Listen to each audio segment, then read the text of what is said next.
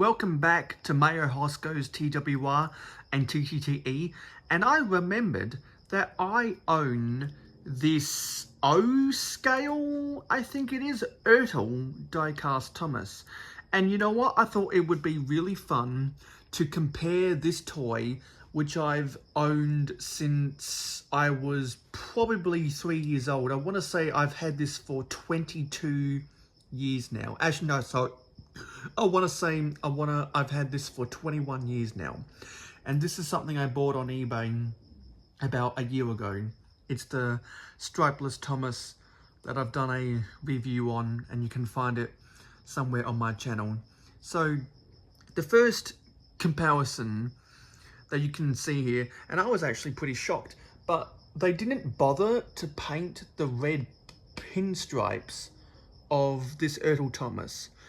And that's actually the same as the 2002 strapless Thomas. So this has the completely blue running board. This one has the all red running board. And since this is die cast, it is obviously a lot more glossier, despite the fact that this was one of the first years that Learning Curve put that shiny coat across their paint to prevent the paint from fading. Because if you compare this to a 1992 Thomas, for example, that paint starts to wear out really fast.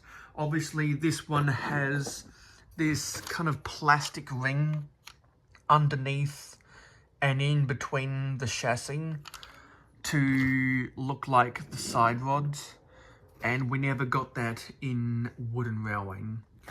I'd say that this is more of a TV series style face, while this is more of a railway series style face.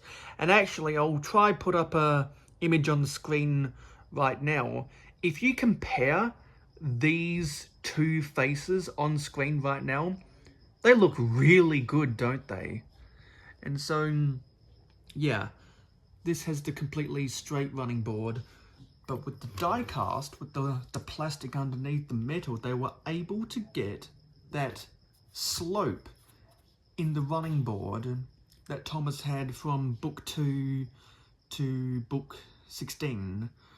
And we know after that, they made it straight in the books, like what you see with the wooden railway. So they got the same detailing with the number 1, and because this is die cast, they actually molded the wheel splasher. On the wooden one, it's just painted on, and it's not even, it's in between the wheels. This splasher actually goes over the wheels, and if I pull this underneath, you can see that the wheels actually slot into the inside of the splasher. It's not 100% inside of the splasher, but it's still really good. And so where the guarding on the side of the coal bunker is an indented mold right there. It's just painted on there. Where they've actually molded the coal in the bunker, they just used black paint there. And so a lot of the moldings on these O-scale ERTL diecast, they painted on with the wooden railing.